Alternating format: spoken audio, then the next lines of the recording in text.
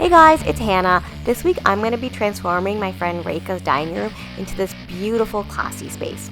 Here we go. I know this looks strange. Why am I using a Swiffer to clean the wall? Well, before you add any wallpaper, you need to make sure the wall is free of dust. So just give it a quick dusting and patch any large holes. It took us a while to figure out the wallpaper we wanted, but this is perfect. To get started, you need wallpaper paste, a tool to smooth out the wallpaper, a laser level, plus you need a really sharp utility knife, just grab a new one, and a sharp pair of scissors. These will make all the difference for your project. You also need a roller and a paintbrush too.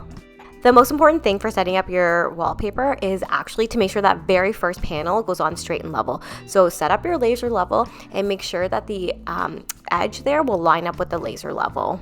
Use a good amount of wallpaper paste. You actually need to use more than you think.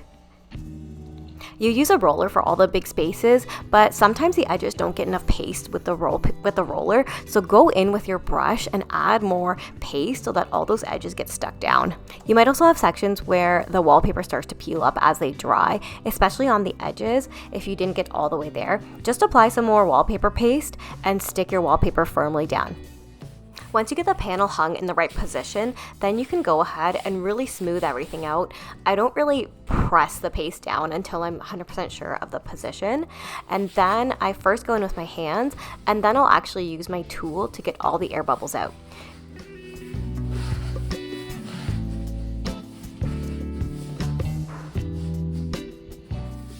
When you start to get the air bubbles out with your scraper, you're gonna see some wallpaper paste like ooze over the edges. The wallpaper paste will get on your hands as well. Make sure you're cleaning it as you go because it does leave a residue. So I was just cleaning my scraper every time I pushed an air bubble off of the wallpaper. And I used a slightly damp paper towel, or you could use a baby wipe too. Now, you can always peel up the wallpaper and try and move those air bubbles off as much as possible. Now, you want to work quickly as well so that, the wallpaper isn't actually sticking down to the wall, because then you're going to rip the paper when you try and peel it up.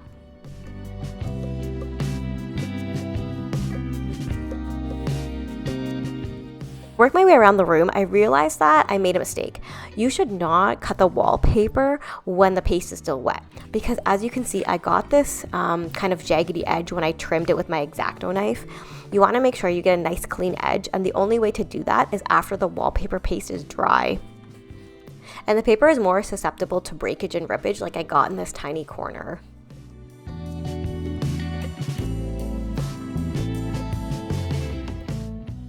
When trimming your wallpaper, take a straight edge and run your X-Acto knife down as you go, and just press firmly so that you're getting a nice clean cut.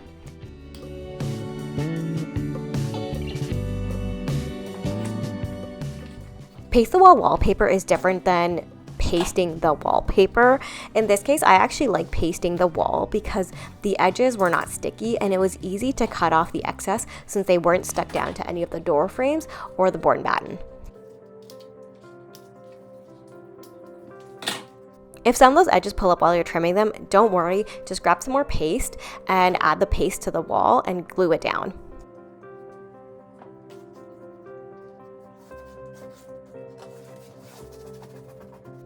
I realized that my blade wasn't that sharp anymore after hanging and cutting a few panels, so I have a really hard time actually breaking the blade to get a fresh one. But did you know that inside your X-Acto knife, a lot of times there's extra blades, so just grab one of the extra ones and swap it.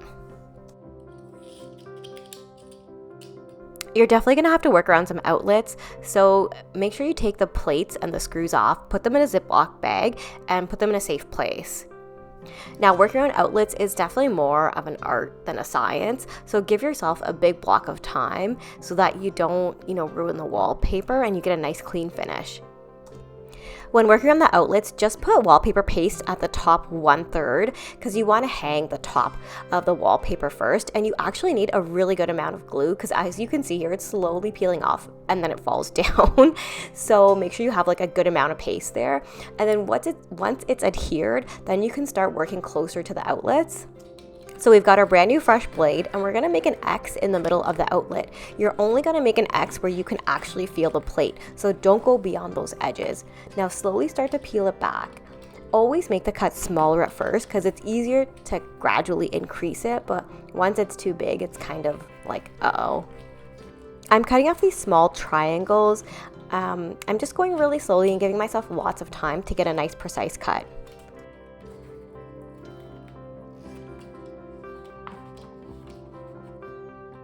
And then I did the same thing on the other outlet, just made a nice big X, and then I slowly start to snip away those triangles and worked my way to make a really clean cut. I'm gonna say it again, working on the outlets takes a lot of time, so go slow, like don't stress out because it's really hard once it's too big to try and fix it. Like you gotta do some weird patching with leftover wallpaper. So speaking about weird patching, I couldn't get the cover off their thermostat, and so making the circle cut was really hard, and now I'm going back and doing some weird patching. So once it's all trimmed up, then you can add the wallpaper paste and stick it down. After hanging several panels, I realized I had made such a big mistake in how I was applying this. So the easiest way to do it is to first apply paste to the very top. Okay, so that's what I'm doing here. Then you roll it and you apply your paste and roll down. This will give you the smoothest finish. If you have a second person to help you, they can hold it rolled while you apply the paste, but I just feel like it took me way too long to figure this out. Cutting around windows and doors is really challenging, but the best way to do it is to cut your wallpaper so that it's too big. So you're trimming it down and it should hang over the window frame. Then I adjust my laser level to make sure I can align it up so it's super straight, and then I trim it after I've pasted the wall. So now I'm making sure that my wallpaper is pasted first and then trimming it. When you start to work around the corner, set up your laser level first. You might have to adjust it as you roll the wallpaper in, but this is going to be so key. There's no way around it. Working in the corners is so difficult. So after I got this trimmed out for the window, then I had to actually paste it into the corner. And you can see there's a lot of air bubbles here, but remember, you can always push the air bubbles out. I applied glue on the section right next to that window, and then I stuck the wallpaper on that side first, and then I moved to this perpendicular wall, and I started at the top 1/3 and just moved my way slowly down. I think this panel probably took the longest. I ended up setting up my laser level again to make sure that I was hanging this completely straight. When you fold the wallpaper into the corner, there's a tendency for the wallpaper to kind of go naturally on an angle, and so that's why it's really important to have that laser level. Use that laser level for every single panel. I promise you will not regret it. I ran into an issue on the last couple of panels, and I'm sharing this so you don't make the same mistakes I did. I noticed after I put the second last panel up that my last panel spacing just looked really small, and I was quite nervous that the pattern wouldn't line up. I'm a little bit disappointed, to be honest with you. So I measured every single wall in this room, so I assumed that it would be like custom printed to fit this room, which is not the case. She said like every panel is just that size, so that's just how it goes. So what's gonna happen here now is when we put this up, this tree is just gonna end. There's not gonna be any leaves on this wall for the continuation.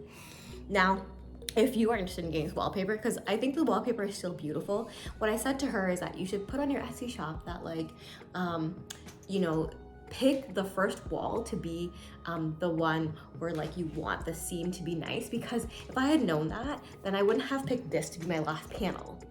When you walk into the room, this is the first thing you see. So I would have wanted that one to be perfect. And then in this corner here that like nobody would see, we could have ended it and there could have been an imperfect pattern matchup, which would have been fine. Luckily, my friend is like, it's cool, we can just go with it. It'll still look good, but just that kind of like irks me, my perfectionism. So I finally made it to the last panel and I'm so happy. Even though the pattern doesn't match up exactly, it's still really beautiful. I was also thinking that maybe I would try and extend the pattern to the wall and just kind of like cut out some of the leaves and see how that looks. But when I tried it out, it actually looked kind of weird, kind of like decoupage. So I decided just to leave it, and my friend agreed. Ultimately, I wanted to do whatever she would like the best, and she was happy with the seam not being perfectly matched up. She didn't think it was that noticeable. When I started this space, it was just a blank room. We had a board and batten, but there wasn't much else going on. And now it's so beautiful. With just the addition of this wallpaper, it adds so much character into the space. It looks really high-end and elevated, and it's the talking point of the room. And even that corner that I was so worried about isn't even that evident.